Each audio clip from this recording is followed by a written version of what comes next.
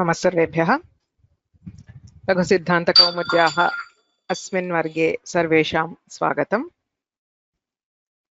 येनाक्षरसमां नायमधिगम्य महेश्वरात् कृत्स्नं व्याकरणं प्रोक्तं तस्मै पाणिनये नमः। वाक्यकारं वररुचिं भाष्यकारं पतञ्जलिं पाणिनिं सूत्रकारं च प्रणतोऽस्मि मुनित्रयम्।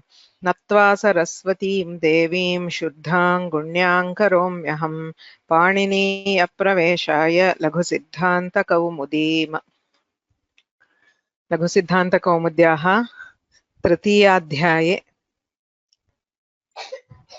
अच्सन्धि प्रकरणे आदौ सन्धिद्वयं यण् सन्धिः अयादि सन्धिः तथा तत्सम्बद्धाः ये अंशाः तान् ज्ञातुं वयं प्रवृत्ताः स्मः।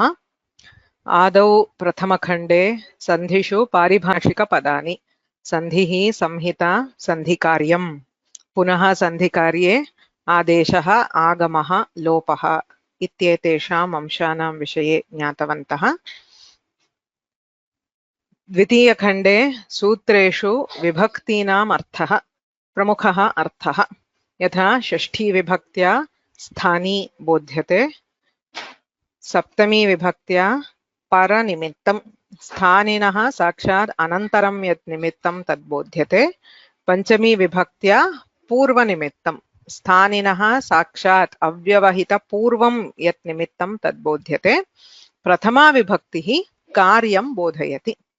तच्च कार्यं सामान्यतः आदेशः आगमः लोपः इत्येवं भवति इति ज्ञातवन्तः। तृतीयखण्डे यण् सन्धिः यण् सन्धेः नियमः कः इति ज्ञातवन्तः।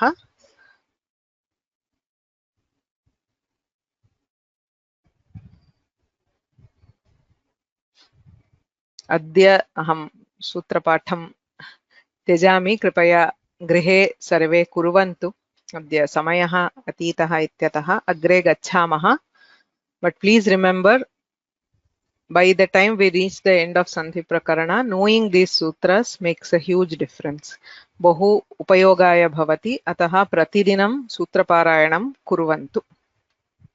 तत्र एवं विभक्तीनाम् अर्थः अस्माभिः ज्ञातः।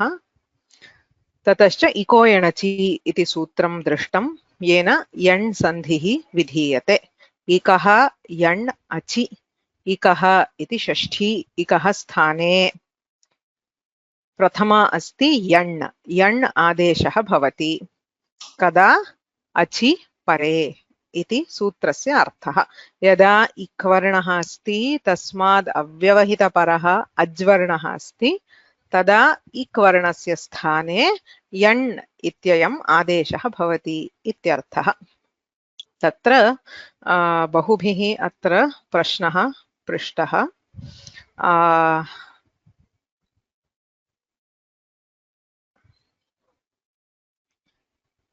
अत्र विशिष्य अभ्यासकाले अत्र लेखनसमये इकः अचि यण् इति लेखनीयं वा इक् अच् यण् इति लेखनीयं वा इति पृष्टं। कोऽपि भेदः नास्ति इत्येव उत्तरम्। इट् मेक्स् अब्सल्यूट्लि नो डिफरेन्स्। अस्माभिः अवगन्तव्यम्, अवगमनार्थमेव एवं चित्रं लिख्यते। तत्र इक् प्लस् यण् अच् इति लिखित्वा इक् इत्यतः यण् इति लिख्यते चेत्, so whether you put an upward arrow or a downward arrow or you use इक् अच् or इकः अचि, तत्र भेदः न भवति। अस्माकम् अवगमनम् अस्ति वा, पूर्वम् इक् वर्णः आसीत् तदनन्तरम् अज्वर्णः अस्ति चेत् इग्वर्णस्य स्थाने यण् वर्णः आदेशः भवति इति अर्थः अस्माभिः बोधयितुम् इष्यते। अतः अत्र इक् यण् एतयोः मध्ये रेखा भवेत्, ऊर्ध्वमुखा अपि भवितुम् अर्हति, अधोमुखा वा।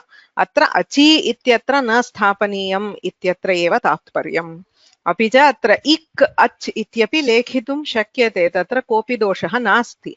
यदि अत्र इकः इत्यत्र मूलं पदम् इक् इति ज्ञायते तर्हि इक् अच् यण् इत्यपि लिखन्तु, क्लेशः नास्ति। अतः तादृश लघुविषयेषु अवधानं दत्वा मुख्यः विषयः न विस्मर्तव्यः इत्येव वक्तुम् इच्छामि. उभयं भवितुम् अर्हति. So we have to understand what is the concept. यत्र षष्ठी विभक्तिः अस्ति सूत्रे सः स्थानी भवति. यत्र सप्तमी विभक्तिः अस्ति सः स्थानिनः अव्यवहितपरः भवति. स्थानी अस्ति तत्समये वयम् आदेशस्य अथवा अन्यस्य कार्यस्य प्रसक्तिः तत्र भवति. स्थानिनः आदेशः आगमः अथवा लोपः भवति. तत्रापि पुनः बहुभिः आदेशः वा आगमः वा कथं ज्ञायते इति पृष्टमासीत्. अहं वदामि, अग्रे जानीमः, ज्ञायते. साक्षात् अस्मिन् स्तरे ज्ञातुं क्लेशः. तत्रापि उक्तं तत्र वर्णत्रयं टित् कित् मित् इति वदामः. ते वर्णाः सन्ति चेत् प्रायेण आगमः भवति, किन्तु सर्वत्र सः नियमः इति न भवति. तं प्रसङ्गम् आश्रित्य वयं वक्तुं शक्नुमः. अष्टाध्याय्यां सूत्रस्य यत् लघु लघु प्रकरणम् अस्ति तत् बहु मुख्यं भवति. तत्र जानीमः चेत् कस्मिन् प्रकरणे अस्ति, तत्र आगमेषु अस्ति वा प्रत्ययादेशेषु अस्ति वा, तत् ज्ञात्वा वयं तत्र आगमः वा लोपः आदेशः वा इति निर्णयं कर्तुं शक्नुमः. यदा अग्रे आगमविधायकानि सूत्राणि पठामः तदा जानीमः. अतः तद्विषये महती चिन्ता अधुना मास्तु. ज्ञातुं शक्यते, यथा यथा पठामः तथा ज्ञायते. एवमेव अभ्यासार्थं यानि सूत्राणि दत्तानि तेषां पूर्णः अर्थः अधुनैव अवगन्तुं न शक्यते, यतोहि अस्माभिः इतोपि अध्येतव्यमस्ति. एतत् मूलमस्ति. यथा यथा अधिकानां विधिसूत्राणाम् अध्ययनं कुर्मः तथा तथा तेषां विषये अधिकं ज्ञातुं शक्नुमः. अत्र अन्यः प्रश्नः आसीत्, इकः स्थाने यण् भवति इत्युक्ते इक् इत्यत्र चत्वारः वर्णाः सन्ति, इ उ ऋ ल. तत्रापि वयं सर्वान् सवर्णान् सङ्गृह्णीमः चेत् इकारस्य 18, उकारस्य 18, ऋकारलकारयोः आहत्य 30, तर्हि 66 वर्णाः भवन्ति. सो तत्र अणुदित्सवर्णस्य च प्रत्ययः इत्यनेन सवर्णग्रहणं भवति. वस्तुतः स्थानी इत्यत्र 66 वर्णाः सन्ति. इकारस्य 18, उकारस्य 18, एवं ऋ ल मिलित्वा 30, आहत्य 66 वर्णाः सन्ति. यण् इत्यत्र आदेशे तु केवलं 4 एव सन्ति. यवरल विधीयमानत्वात् अत्र सवर्णग्रहणं न भवति. एवं चेत् कस्य कः आदेशः इति कथं ज्ञायते इति प्रश्ने कृते एका परिभाषा अस्माभिः अधीता. स्थाने अन्तरतमः. अन्तरतमः सदृशतमः यः स्थानिनः अत्यन्तं सदृशः भवति सः आदेशः भवति इति सूत्रस्य अर्थः. तत्र इ उ ऋ ल इति क्रमशः उत्पत्तिस्थानं पश्यामः. आदेशानामपि उत्पत्तिस्थानं पश्यामः. परस्परं सादृश्यं यत्र अस्ति, समानं भवेदिति न. एतदपि मया उक्तम्. अत्यन्तं सदृशः यः स एव आदेशः भवति. एवञ्च इकारस्य यकारः, उकारस्य वकारः, ऋकारस्य रेफः, लकारस्य लकारः इति निर्णयः क्रियते. एवं ज्ञात्वा अस्माभिः यण्सन्धेः उदाहरणानि दृष्टानि. सुध्युपास्यः, मध्वरिः, धात्रंशः, लाकृतिः. अन्यान्यपि बहूनि उदाहरणानि तत्र अभ्यासे दृष्टानि. एकस्य अभ्यासस्य चर्चा ह्यः न कृता इति भगिन्या उक्तम्. अग्रिमसप्ताहे तदपि करिष्यति. एतद् ज्ञात्वा इदानीम् अग्रिमखण्डं प्रविशामः. यद्यपि खण्डस्य नाम यण् सन्धिः द्वितीयभागः इत्यस्ति, तथापि अत्र वस्तुतः यण् सन्धिसूत्रं न अधीयते. यण् सन्धिविधायकम् एकमेव सूत्रमस्ति, इको यणचि इति. अत्र सन्धिषु तदेकमेव सूत्रमस्ति। कौमुद्याः इदं वैशिष्ट्यं यत् एकम् उदाहरणं यदा सः प्रददाति तत्र केवलम् एकम् अंशं न वदति, तत्र अन्ये अपि अंशाः यदि सम्भवन्ति तेषामपि नियोजनं तत्रैव करोति। इदानीम् अत्र यण् सन्धिः कृतः सुध्युपास्यः इत्यत्र सुधी उपास्यः सुध्युपास्यः। तत्र यण् सन्धिं कृत्वा तदनन्तरम् अन्यानि अपि कानिचित् कार्याणि कर्तुं शक्यन्ते। व्याकरणे सर्वदा एकम् एव सोपानम् इति न, वयं प्रक्रिया इति वदामः। प्रक्रिया इत्युक्ते प्रोसेस् इति समानं। यथा एकं पदमस्ति अथवा कानिचन पदानि सन्ति, तत्र मूलरूपाद् आरभ्य अन्ते यद्रूपं भवति तत् पर्यन्तं बहुषु सोपानेषु तत्र परिवर्तनं भवति। कदाचित् तु सन्धिद्वयं सन्धित्रयं भवति। एवं बहूनि सोपानानि भवन्ति। एकं कार्यं यदा कुर्मः तदनन्तरम् अन्यत् किमपि कार्यं कर्तुं शक्यते, तदनन्तरं पुनः अन्यत् कार्यं कर्तुं शक्यते। तत् द्वितीयं कार्यं तृतीयं कार्यं वा प्रथमकार्येण सम्बद्धं भवेत् इति नियमः नास्ति, अन्यत् किमपि कर्तुं शक्यते। एवमत्र कार्यद्वयं सः इदानीं बोधयति। एकं कार्यमस्ति द्वित्वम्, अपरं कार्यमस्ति जष्ट्वम्। पुनः वदामि, यण् सन्धिना सह एतयोः साक्षात् सम्बन्धः नास्ति। यण् सन्धिं कृत्वा एव एतत् करणीयम् इत्यपि नास्ति। प्रसङ्गः अस्ति। सुध्युपास्यः इत्यत्र द्वित्वस्य अवकाशः अस्ति, एवं जष्ट्वस्य अपि अवकाशः अस्ति इत्यतः द्वित्वस्य विषये जष्ट्वस्य विषये च किञ्चित् तत्र उच्यते, सूत्रम् उच्यते। अत्र यानि सूत्राणि उच्यन्ते तानि अच्सन्धिसूत्राणि न। द्वित्वसूत्रं तथा जष्ट्वसूत्रम् इत्येव उच्यते। तत् किं सूत्रं, कथं तस्य प्रवृत्तिः भवति इति इदानीं पश्यामः। कृपया सावधानं शृण्वन्तु। यैः केवलं सामान्यं व्याकरणम् अधीतं तैः यण् सन्धिः तु निश्चयेन सर्वैः ज्ञायते, किन्तु एते अंशाः अद्य यत् पठामः तत् प्रायः पूर्वं न श्रुतं स्यात्।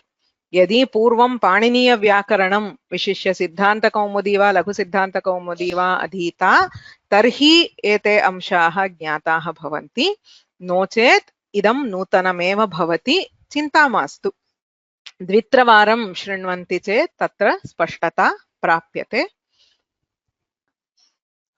तत्र प्रथमं सूत्रमस्ति अनचिच इति सूत्रम्। अष्टमाध्याये चतुर्थपादे 47तमं सूत्रम्। अष्टाध्याय्याः अन्ते आगच्छति प्रायेण इदं सूत्रम्। अनचिच इति सूत्रम्। अचः परस्य यरः द्वे वा स्तः न तु अचि इति सूत्रार्थः दीयते। कथम् एषः अर्थः आगच्छति इति पश्यामः। अनुवृत्तिः तदर्थं ज्ञातव्या। अनचिच इति अत्र अस्ति। ततः पूर्वतनसूत्रात् अचः द्वे इति पदद्वयम् अनुवर्तते। ततोपि पूर्वतनसूत्रात् यरः वा इति पदद्वयम् अनुवर्तते। एतानि सर्वाणि सूत्राणि संहिताधिकारे एव सन्ति। अतः संहितायाम् इति अधिकारः। यथा इको एणचि इति आदेशः संहितायां सत्यां भवति, एवम् इदमपि कार्यं संहितायां सत्यां भवति। ततोपि पूर्वं किञ्चिदस्ति पूर्वत्रासिद्धम् इति। अस्य विषये प्रायः वर्गत्रयानन्तरं पश्यामः। अस्यैव अध्यायस्य अन्तिमः खण्डः अस्ति पूर्वत्रासिद्धम् इति। इदानीं सः अधिकारः अस्ति इत्येव ज्ञात्वा अग्रे गच्छामः।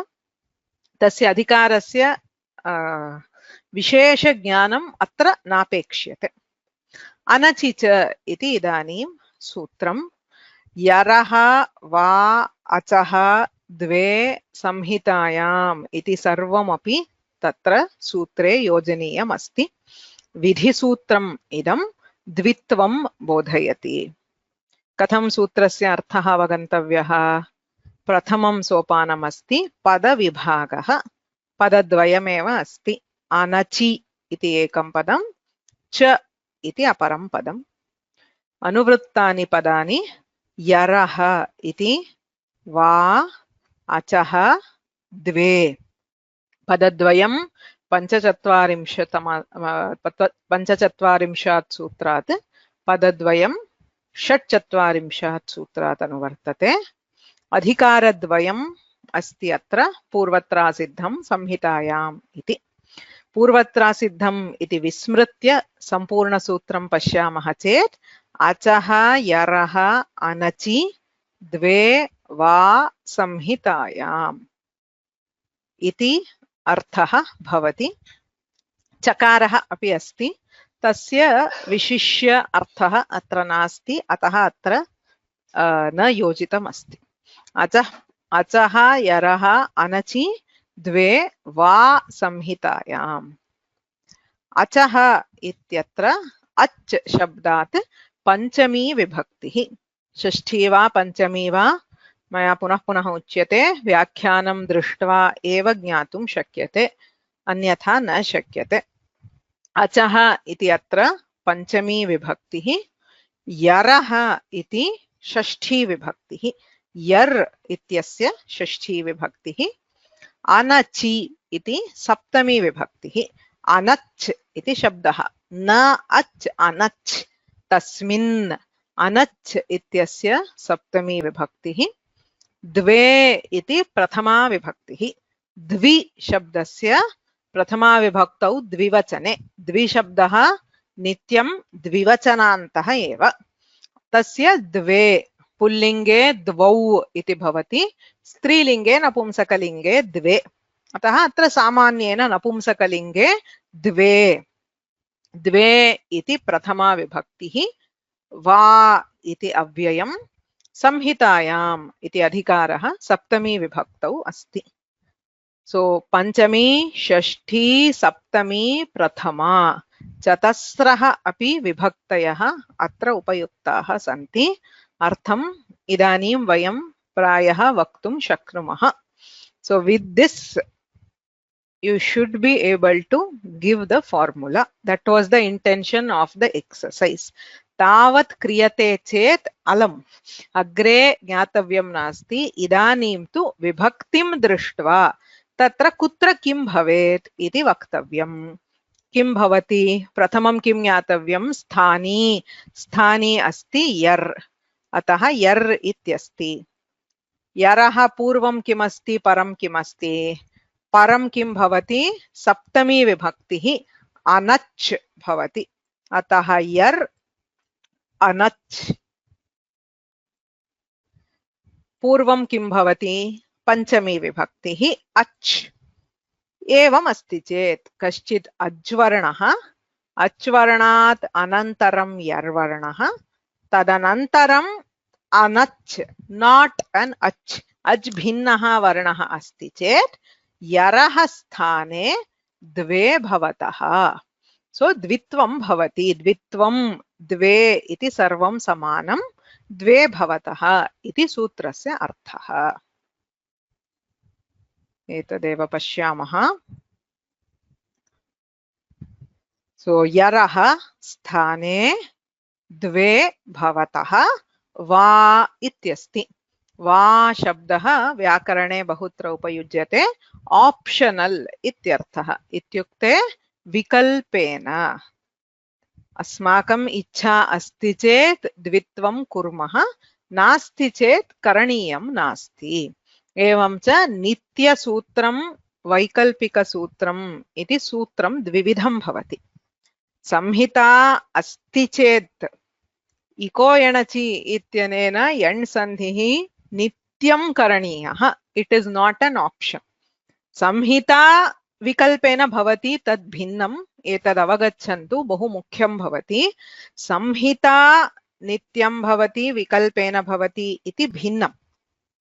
संहिता अस्ति चेदपि किञ्चित् कार्यं नित्यं भवति अथवा विकल्पेन भवति। तत्र विकल्पः स्तरद्वये भवितुम् अर्हति। संहिता अस्ति, संहिता अस्ति चेत् संधिः कर्तुं शक्यते इत्यर्थः। संहिता नास्ति चेत् संधिः कर्तुं न शक्यते। सो संहिता नास्ति चेत् संधिः न भवत्येव।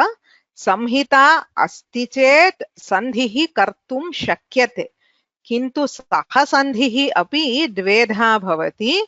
तत्र नित्यसन्धिः वैकल्पिकसन्धिः इत्युच्यते।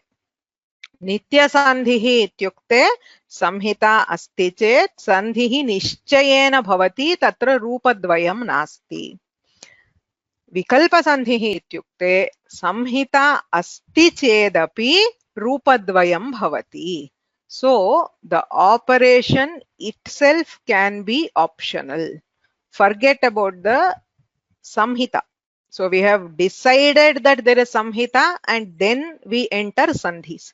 Samhita nasti chet sandhi vishaye chintaniyameva nasti. Padam yatha asti tathaiva prayujyate. अतः इदानीं संहिता अस्ति इत्येव चिन्तयामः। तदा यत्र संहिता अस्ति तत्र कानिचन कार्याणि नित्यं भवन्ति, कानिचन कार्याणि विकल्पेन भवन्ति। यथा अहं संहिता अस्ति इति मत्वा अत्र सुध्युपास्यः इत्यत्र आगत, यतोहि तत्र समासे संहिता नित्या भवति। तत्र सुधी उपास्यः इत्युक्ते नित्यं यण् सन्धिः करणीयः। तत्र मम ऑप्शन नास्ति, यण् सन्धिं न करोमि इति वक्तुं न शक्नोमि। किमर्थं? यण् सन्धिः नित्यसूत्रम् अस्ति। किन्तु इदानीम् अनचि च इति सूत्रं पठामः। तत्र वा इत्यस्ति, इत्युक्ते समासे अपि संहिता अस्ति चेदपि तत्र द्वित्वं कर्तुमपि शक्यते, न कर्तुमपि शक्यते। एवं च द्वित्वं विकल्पेन भवति यरः स्थाने इत्यर्थः। एतदवगन्तुं किञ्चित् कालः भवति। पुनः पुनः यदा वदामः ज्ञायते, बहूनां तत्र सन्देहः भवति। एतदेव स्मर्तव्यं। तत्र विकल्पः स्तरद्वये अस्ति, 2 levels. First level is samhita. Samhita is a prerequisite. So you enter into the possibility of sandhis only when there is samhita. So first level of screening इति वदन्ति किल। यथा इदानीम् उद्योगार्थं गच्छामः, आदौ किं पश्यन्ति, तत् डिग्री अस्ति वा। कुत्रापि कार्यार्थं यदि बैचलर्स डिग्री इति मिनिमम कॉमन रिक्वायरमेंट अस्ति, तदा एव अन्तः प्रवेशः, नो चेत् बहिरेव प्रेषयन्ति। तथा संहिता, आदौ संहिता अस्ति वा इति पृष्ट्वा अन्तः प्रेषयति। किम् अग्रे सन्धिः, सन्धिसूत्राणि यत्र सन्ति तत्र प्रवेष्टुं संहिता इति प्रवेशद्वारम्। प्रवेशद्वारे कदा प्रवेशः लभ्यते? संहिता अस्ति चेदेव प्रवेशः लभ्यते। किन्तु प्रविश्य तदनन्तरमपि कदाचित् नित्यं भवति, कदाचित् विकल्पेन भवति। प्रविश्य पुनः तत्र उद्योगः निश्चयेन लभ्यते इति नास्ति। यदि पुनः दृष्ट्वा यदि अर्हता अस्ति तदा उद्योगः भवति, कदाचित् न लभ्यते। एवं च सन्धिषु अपि नित्यं भवति, विकल्पेन भवति इति भेदः अस्ति। अत्र अनचि च इत्यनेन विकल्पेन द्वित्वं विधीयते। यरः स्थाने द्वे वा स्तः, अस्ति स्तः, द्वे इति द्विवचनम्, अतः स्तः। कदा भवति इति चेत् अत्र निमित्तद्वयमपि अपेक्ष्यते, पूर्वनिमित्तं परनिमित्तम्। अग्रे अनचि, न अच् अनच्। सो अग्रे यः वर्णः अस्ति सः अज्वर्णः न भवेत् इति नियमः। सामान्यतः एतद् भवेत् इति वदामः, अत्र विशिष्टः नियमः अच् न भवेत्। अज् भिन्नः कश्चित् अस्ति चेत् इत्यर्थः। पूर्वं किं भवेत्? अच् एव भवेत्। अचः परस्य यरः स्थाने द्वे वा स्तः न तु अचि। अनचि इत्यस्य विवरणं दत्तमस्ति, न तु अचि। अचि परे न भवति। अग्रे विद्यमानः वर्णः अज्वर्णः अस्ति चेत् द्वित्वं न भवति। अज्वर्ण भिन्नः हल् वर्णः अस्ति चेत् द्वित्वं भवति इत्यर्थः। अत्र वदामि, अत्र अनचि इति कथने हलि, so when followed by hal is different when followed by a non-ach, that is when there is no ach is different. तत्र सूक्ष्मः कश्चित् भेदः अस्ति। मया अत्र अधः दत्तं, किन्तु इदानीम् अस्य विषये पूर्णं वक्तुं नेच्छामि। सो यदि समयः लभ्यते तर्हि किञ्चित् टेल् मी मोर् इव किञ्चित् करोमि, नो चेत् अग्रे वयं जानीमः अत्र कश्चित् सूक्ष्मः भेदः अस्ति। इदानीं तु अज्भिन्नः वर्णः अस्ति चेत् इति जानीमः चेत् अलम्। यर् वर्णः अस्ति, यर् ह य वरट् इत्यारभ्य श श सर्, हकारं विना अन्यानि सर्वाणि व्यञ्जनानि अत्र सन्ति। ततः पूर्वम् अच् अस्ति, परतः अच् नास्ति चेत् तस्य द्वित्वं विकल्पेन भवति इति सूत्रार्थः। अचः परस्य यरः स्थाने अनचि परे द्वे वा भवतः इति सूत्रार्थः। तर्हि प्रतिपदार्थं पश्यामः। संहितायां सत्यां ज्ञायते एव परस्सन्निकर्षसंहिता। अचः परस्य अच् इति प्रत्याहारः सर्वेषां सवर्णानां ग्रहणं भवति। यरः स्थाने, यर् इत्यपि प्रत्याहारः, हकारं विना सर्वाणि व्यञ्जनानि, अत्र टङ्कणदोषः अस्ति, सर्वाणि व्यञ्जनानि, सर्वे व्यञ्जनवर्णाः। तत्र सर्वे इति पुल्लिङ्गपदं, व्यञ्जनानि इति नपुंसकलिङ्गे, अतः सर्वाणि व्यञ्जनानि। द्वे वा भवतः, स्तः भवतः इति प्रथमा विभक्तेः अनन्तरं योज्यते। अनचि परे, अनचि इत्यत्र नञ् तत्पुरुषसमासः अस्ति, न अच् अनच् तस्मिन्। So anachi pare, when the following letter is not an ach. Iti sutrarthah. Kim udaharanam? अस्माकमिदानीं सुध्युपास्यः इत्येव उदाहरणं। पूर्वं सुधी उपास्यः इति स्थिते इकः स्थाने अचि परे यण् भवति इति यकारः आदेशः कृतः। इदानीं सुधय उपास्यः इत्यत्र उकारः धकारः यकारः अस्ति। सुधय उपास्यः, अत्र पश्यामः चेत् धकारः यर् वर्णः। यर् इत्यत्र हकारं विना सर्वाणि व्यञ्जनानि सन्ति, अतः धकारः यर् वर्णः। ततः पूर्वम् अच् वर्णः अस्ति, उकारः। परतः न अच्, यः यकारः अस्ति सः अनच् अस्ति। अतः अचः परस्य यरः अनचि. So because yakara is not ach, dhakarasya द्वित्वं भवति. द्वित्वम् इत्युक्ते किम्? तत्र धकार द्वयं भवति इत्यर्थः। द्वे भवतः, द्वौ धकारौ तत्र भवतः। So सु उकारः तथैव अस्ति, ध ध य उपास्यः इति धकारस्य द्वित्वं भवति। सूत्रं किम्? अनचि च इति सूत्रम्।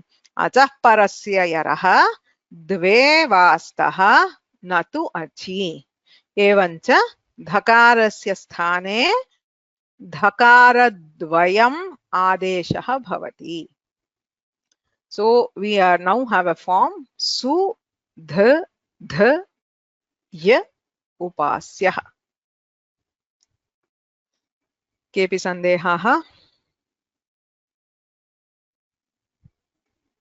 If you have any specific questions with this, please ask before we move ahead.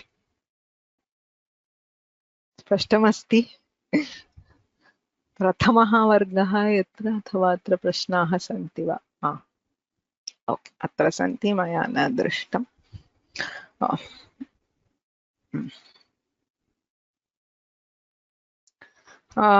अनचिच इत्यत्र द्वे इति कुतः आगच्छति? पूर्वतनसूत्रे अस्ति. अचोरहाभ्यां द्वे इति पूर्वतनसूत्रे द्वे इति अस्ति. तत्र अनुवृत्तिः भवति. द्वित्वम् आगमः न वा इति न. द्वित्वम् इस् डब्लिङ्ग्. सो आगमः इत्यत्र कस्यचित् विशिष्टस्य वर्णस्य योजनं भवति. यथा नुमागमः इत्युक्ते सर्वत्र नकारस्य योजनं भवति. यथा नपुंसकलिङ्गे पश्यामः, सर्वत्र नकारस्य आगमः. अत एव फलानि, ज्ञानानि, वारीणि, दधीनि सर्वत्र सः नकारः भवति. अत्र आगमः न, यः वर्णः विद्यते तस्यैव द्वित्वं भवति इत्यर्थः. अत्र एकः इतोपि सन्देहः अस्ति केषाञ्चित्. तत्र वर्णद्वये पदद्वये भवेत् किल, एकस्य पदस्य अन्तः किमर्थं गच्छामः इति. मया सन्धीनां प्रथमवर्गादपि उच्यते, सन्धिः वर्णकार्यमेव. तत्र पदस्य अपेक्षा नास्ति. एकस्य पदस्य अन्तः अपि भवति, अन्यस्मिन् पदे परे अस्मिन् पदे अपि भवति. अत्र उपास्यः इत्यस्य किमपि पात्रं नास्ति. So upasyah is not at all involved in this particular transformation. It just requires ach, yar and non-ach. तत्र पुनः वदामि, सुध्युपास्यः इत्यत्रापि पदद्वयं भवेत् इति कापि अपेक्षा नास्ति. वयं बहुवारं पश्यामः, कुर्वन्ति इति एकमेव पदमस्ति. कुरु अन्ति कुर्वन्ति, तत्रापि यण् सन्धिः भवति. So please come out of the conception that sandhi is between words. Sandhi only requires letters. It does not matter whether they are in the same word, different word, whatever. Tasya apeksha nastyeva. Yadi sandhi sutre padantam ityadi vishishya uchyate tada eva tatra padasya apeksha bhavati. नो चेत् सन्धिसूत्रे एकं पदं वा पदद्वयं वा इति नोच्यते.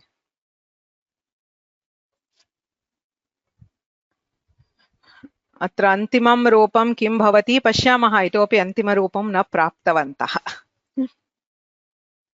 Okay, जष्ट्वम् इतोपि न कृतम्. Okay okay,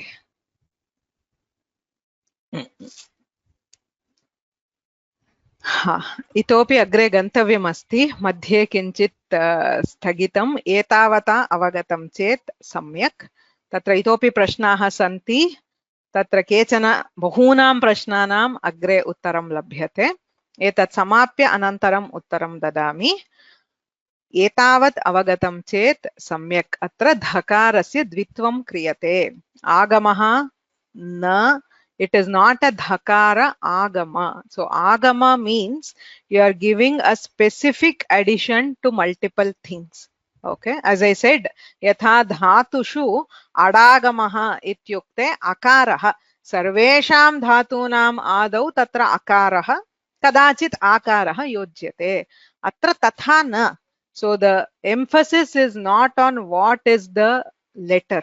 यः कोऽपि वर्णः पूर्वमस्ति तस्य द्वित्वं भवति इत्येव अत्र आशयः. तत्र द्वित्वं सामान्यतः कुत्रापि दृश्यते वा इति पृष्टम्.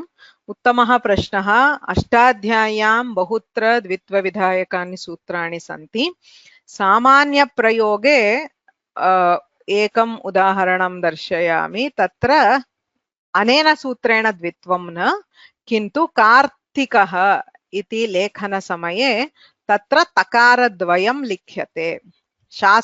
शास्त्रीयदृष्ट्या पश्यन्ति चेत् एवं वार्तिकं बहुत्र पुस्तकेषु पश्यन्ति चेत् तत्र तकारद्वयं लिख्यते वार्तिकम् इत्यादि एतत् सर्वमपि द्वित्वस्य उदाहरणम् द्वित्वं सर्वत्र न भवति सर्वं द्वित्वं विकल्पेन भवति किन्तु शास्त्रज्ञाः बहुत्र द्वित्वस्य उपयोगं कुर्वन्ति तत्र पुत्रः इत्यत्रापि कदाचित् पश्यन्ति चेत् तकारं विलिख्य त्रः इति लिख्यते एतत् सर्वमपि द्वित्वस्य उदाहरणं भवति एषु दिनेषु तत्र द्वित्वस्य प्रयोगः यथा अस्माभिः बहवः प्रयोगाः त्यक्ताः तथा प्रायेण त्यक्ताः एव न दृश्यन्ते किन्तु विशिष्य श्लोकानाम् उच्चारणे वयं सम्यक् शृणुमः चेत् बहुत्र यत्र संयुक्ताक्षरः अस्ति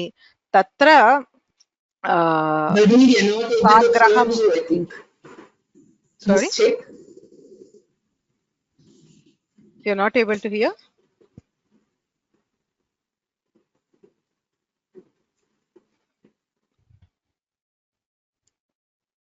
न श्रूयते वा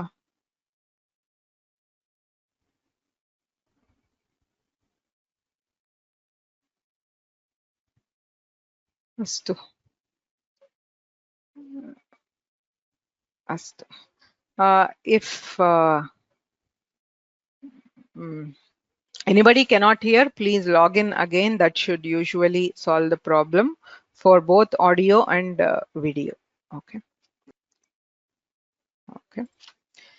so द्वित्वस्य प्रयोगः बहुत्र दृश्यते किन्तु सामान्यतः वयं न सामान्य व्यवहारे प्रयोगः न भवति न करणीयम् इति नास्ति सामान्यतः न क्रियते इत्येव अग्रे गच्छामः मया अत एव पूर्वमेव पीठिकारूपेण उक्तं प्रथमवारं ये पठन्ति तेषां किञ्चिदिव अत्र भ्रमः भवितुम् अर्हति कृपया द्वित्रवारं मुद्रणं शृण्वन्तु तदा अवगम्यते अत्र सुध्युपास्यः इति स्थिते अनचिच इत्यनेन धकारस्य द्वित्वं कर्तुं शक्नुमः द्वित्वं क्रियते चेत् अत्र धकारद्वयम् अस्ति किन्तु धकारद्वयं कृत्वा अत्रैव स्थगयितुं न शक्नुमः यदा धकारद्वयम् अस्ति तदा अग्रे अन्यस्य कस्यचित् सूत्रस्य प्रसक्तिः अस्ति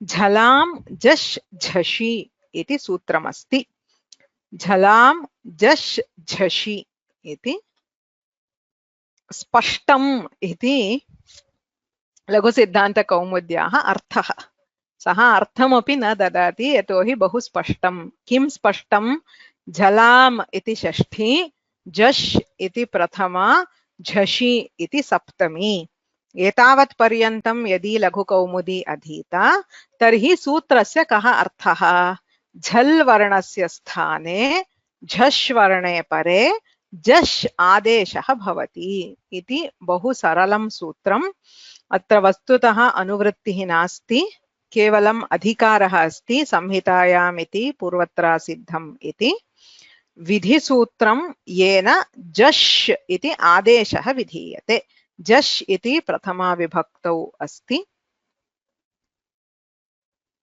सो झलां झष् झषि इति पदत्रयम् संहितायाम् इत्यधिकारः झलाम् इति षष्ठी विभक्तौ बहुवचनं वचनस्य विषये सूत्रेषु अधिकं चिन्तनं नापेक्षितं झलः इति वदति चेदपि झलाम् इति वदति चेदपि अर्थः प्रायेण समानः एव तत्र भेदः नास्ति झष् इति प्रथमा झषि इति सप्तमी एकवचनम् कः अर्थः झलां स्थाने झषि परे झष् आदेशः भवति सो झल् झष् एंड झष् झल् त्रयः अपि प्रत्याहाराः एव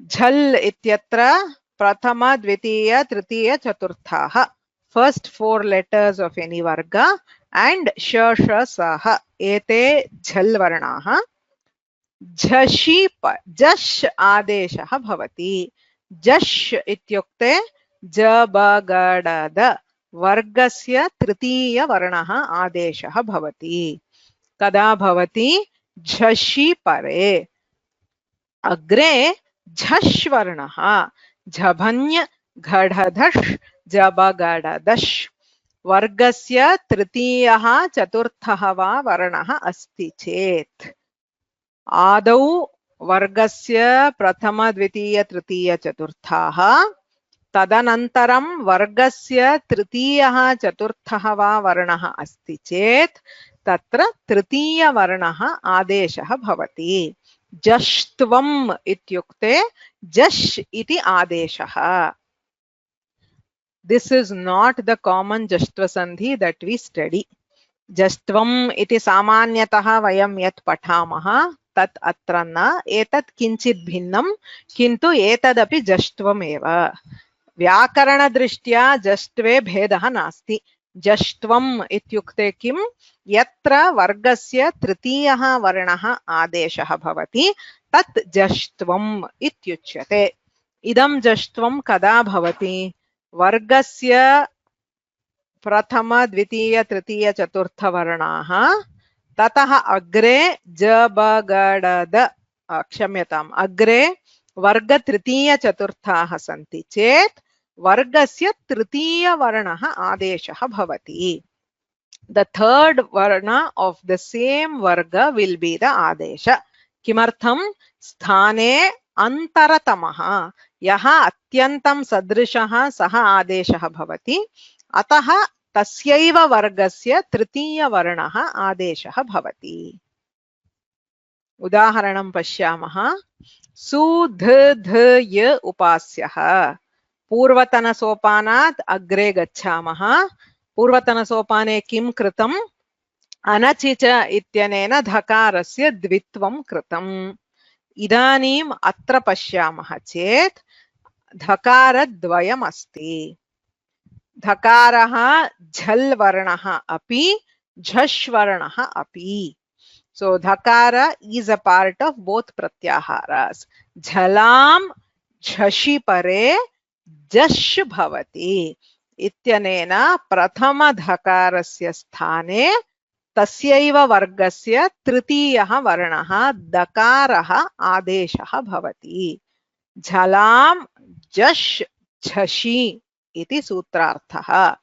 तेन किं भवति धकारस्य स्थाने दकारः आदेशः भवति तदा किं रूपं सुद् ध य उपास्यः सुद्ध्युपास्यः इति रूपं भवति पुनः प्रदर्शयामि अत्र इदमेव प्रक्रिया इत्युच्यते यत्र एकस्मिन्नेव पदे द्वित्राणि कार्याणि क्रियन्ते तत्र क्रमशः तेषां लेखनं कुर्मः so this is a standard in व्याकरण अनेनैव क्रमेण विलिख्य अभ्यासः करणीयः तदा एव व्याकरणम् अवगन्तुं शक्यते अत्र किम् अस्ति सुधी उपास्यः इति प्रथमं सोपानं ततः किं कृतं फस्ट् स्टेप् इकोयणचि इति सूत्रेण ईकारस्य स्थाने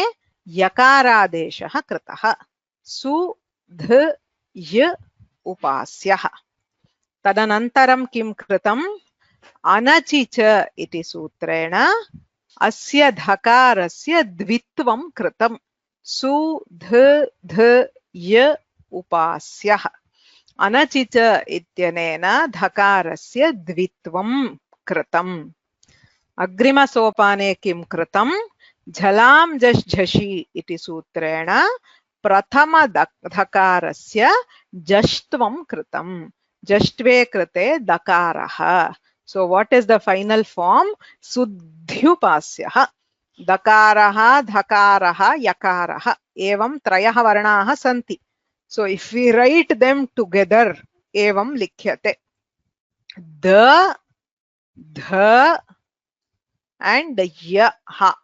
This is Sudhyupasyah. Idam Rupam Bhavati. So this is called Prakriya.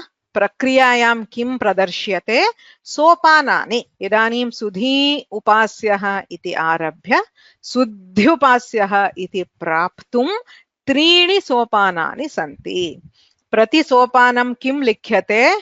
किं परिवर्तनं कृतम्? Every step should have one change and only one change. You cannot combine steps together. एकस्मिन् सोपाने एकमेव परिवर्तनं क्रियते इति प्रथमः नियमः. आदौ किं कृतम्? ईकारस्य यकारः कृतः. तत् कर्तुं किं सूत्रम् इति लेखनीयम्. अत्र प्रक्रियायां सामान्यतः विधिसूत्राणि एव लिख्यन्ते. यद्यपि स्थानेन्तरतमः इत्यस्य उपयोगः सर्वत्र अस्ति, यणादेशार्थमपि अस्ति, जष्ट्वार्थमपि अस्ति, तत् लेखनीयं नास्ति. सो परिभाषा अस्ति इति जानीमः, तत् लेखनीयं नास्ति. विधिसूत्रं किम् इत्येव लेखनीयम्. तेन विधिसूत्रेण किं कार्यं क्रियते इति लेखनीयम्. सूत्रसंख्या विकल्पः ज्ञायते चेत् इच्छन्ति चेत् लिखन्तु, नो चेत् त्यक्तुं शक्यते. सूत्रं निश्चयेन लेखनीयं, कार्यम् अपि निश्चयेन लेखनीयम्. इको एणचि इति सूत्रेण ईकारस्य यणादेशः कृतः. तदनन्तरं किं कृतम्? अनचि च इत्यनेन धकारस्य द्वित्वं कृतम्. सु ध ध य उपास्यः. तदनन्तरं किं कृतम्?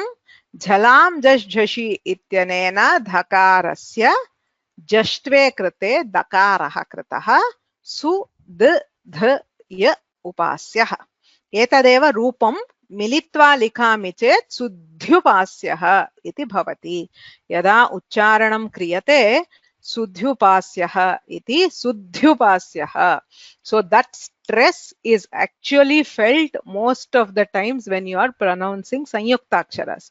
Yatra sanyuktaksharam bhavati tatra when you are trying to stress it, dvitvam sahajataya eva bhavati. Vayam likhamaha va na likhamaha va shlokadinam uchcharana samaye anachicha ityanena dvitvam bahutra bhavati. इदानीम् एकं विस्मृतम् अस्माभिः. किम्? अनचिच इति धकारस्य द्वित्वं विकल्पेन भवति इति मया उक्तम्. अचः परस्य यरः द्वे वा स्तः. विकल्पः इत्युक्ते अहम् एतत् कर्तुं न इच्छामि चेत् किं भवति? साक्षात् इदमेव सुध्युपास्यः इत्यपि रूपं वक्तुं शक्यते. द्वित्व अभावे, अभावः absence. यत्र विकल्पः अस्ति, wherever you are given an option of doing something, तत्र रूपद्वयं भवति. द्वित्वं क्रियते चेत् सुध्युपास्यः इति रूपं, द्वित्वं न क्रियते चेत् सुध्युपास्यः केवलं धकारः यकारः इत्येव रूपं भवति. बहु मुख्यम्. अत्र द्वित्वम् एव विकल्प्यते, जष्ट्वं न विकल्प्यते. जष्ट्वम् इस् कंपल्सरी. अतः द्वित्वं कृत्वा ध ध इति स्थापयितुं न शक्नुमः. द मोमेंट यू हैव ध प्लस ध, झलां झष् झषि इत्यनेन दकारः निश्चयेन भवति. तत्र विकल्पः नास्ति. So इको एणचि is a compulsory sutra. Anachicha is optional sutra, and again jashtva is compulsory. You can take a detour here. Here there are two forks. Sudhyupasyaha iti sthite, you can either go to dvitva or you can escape and say I will not do dvitva. But once you do dvitva, you cannot stop here. तत्र झलां झष् झषि इत्यनेन जष्ट्वं करणीयमेव. अतः रूपद्वयमेव शुद्धं. सुध्युपास्यः एवं सुध्युपास्यः इति।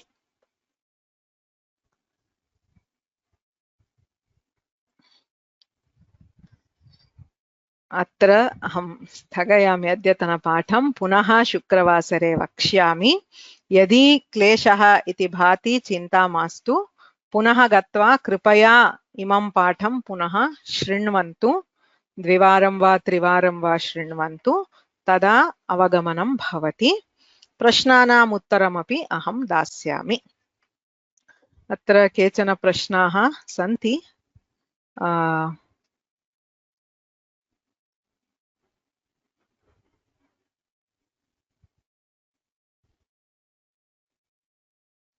उच्चारणं समानं भवति वा?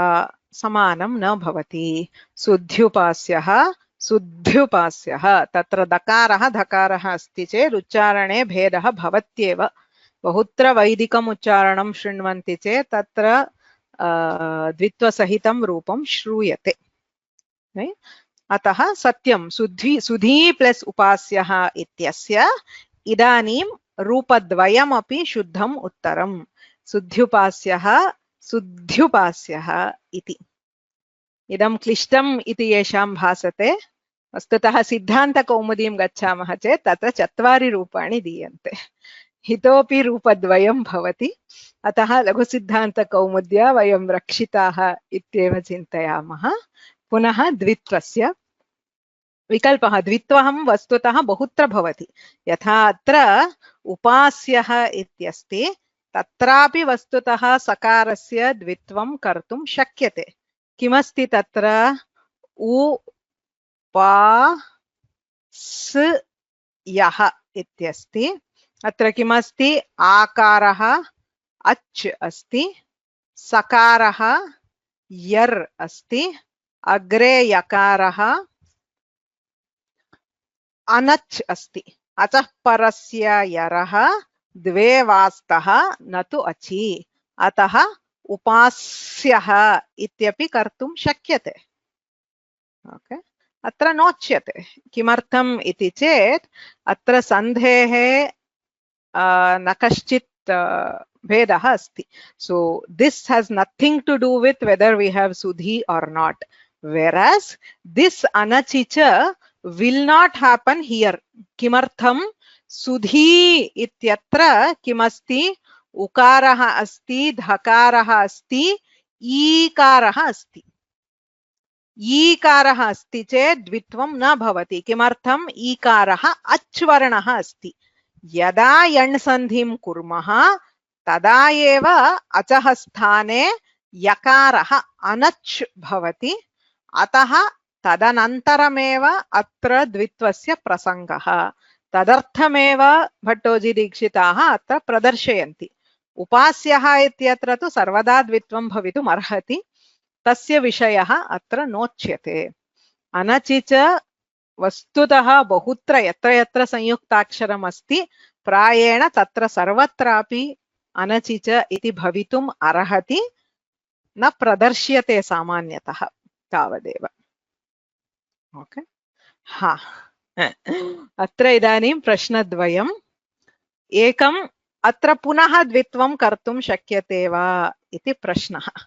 यतोहि अत्र पुनः किमस्ति? उकारः अस्ति अच्, धकारः अस्ति, पुनः अनच् अस्ति.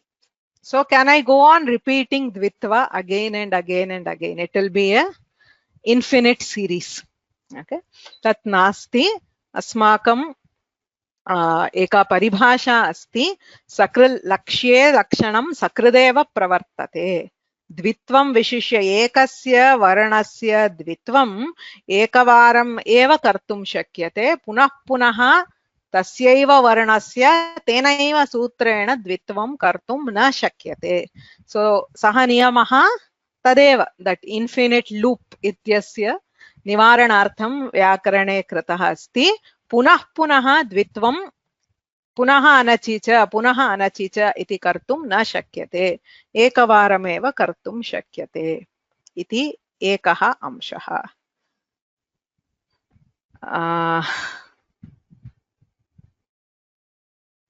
अन्ये केचन अंशाः सन्ति। वस्तुतः इदं बहु किम् इंट्रेस्टिंग अंशाः अपि सन्ति अग्रे वक्ष्यामि यतोहि ये प्रथमवारम् एतत् सर्वं शृण्वन्ति तेषां निश्चयेन अत्र किञ्चित् अभ्यासः अपेक्ष्यते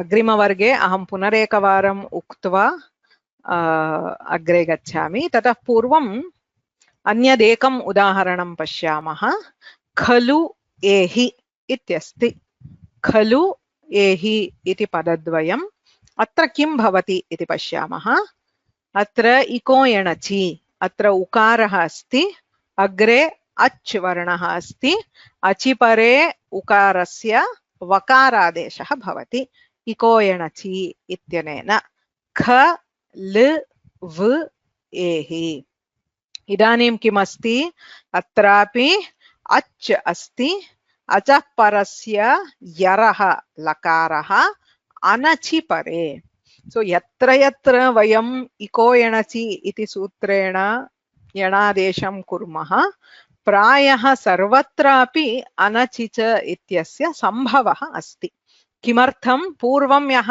अज्वर्णः आसीत् सः इदानीम् अनच् भवति अतः तस्मात् पूर्वं विद्यमानस्य व्यञ्जनस्य सामान्यतः द्वित्वं भवति अतः ख ल ल व एहि लकारस्य क्षम्यताम् अत्र कॉपी पेस्ट कृतमस्ति इति स्पष्टं ज्ञायते लकारस्य द्वित्वं कृतम्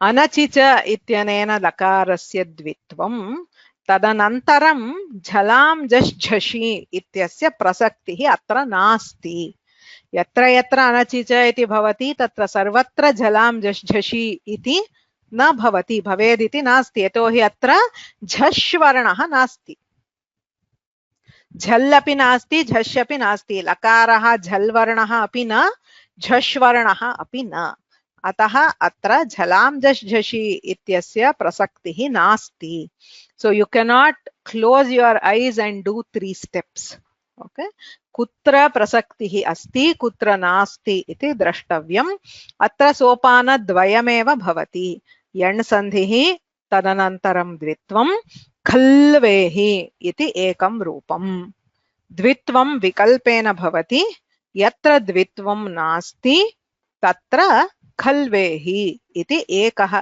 एव लकारः एकलकारः लकारद्वयम् इति रूपद्वयं सम्भवति अद्य गृहकार्ये इदमेव दीयते सो सर्वत्र यण् सन्धिः एव तत्र यण् सन्धिं कृत्वा यत्र शक्यते तत्र द्वित्वं यत्र न शक्यते तत्र I mean यत्र द्वित्वं क्रियते तत्र शक्यते चेत् झलां जश् झषि इत्यनेन जष्ट्वं कृत्वा एवं क्रमेण प्रक्रिया लेखनीया इत्येव okay so the focus on it is to write prakriya in this format please copy the same format and follow it idam bahu mukhyam bhavati tatra ekam padam maya parivartitam asti so tatra vari eti iti kimapi syat in the exercises which I had given I have deliberately changed it why I will explain sometime so please use this question instead of that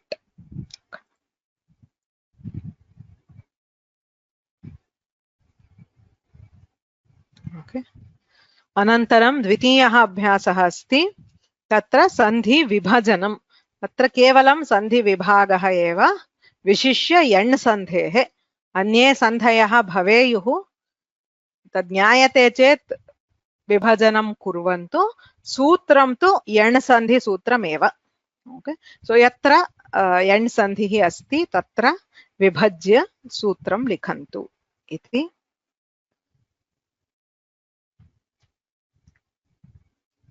अत्र स्थगयामः अग्रिमवर्गे पश्यामः प्रश्नाः बहवः सन्ति अहं दृष्ट्वा उत्तरं दास्यामि अथवा मम इच्छा पुनः शृण्वन्तु। प्रायः बहूनां प्रश्नानाम् उत्तरम् अत्रैव लभ्यते।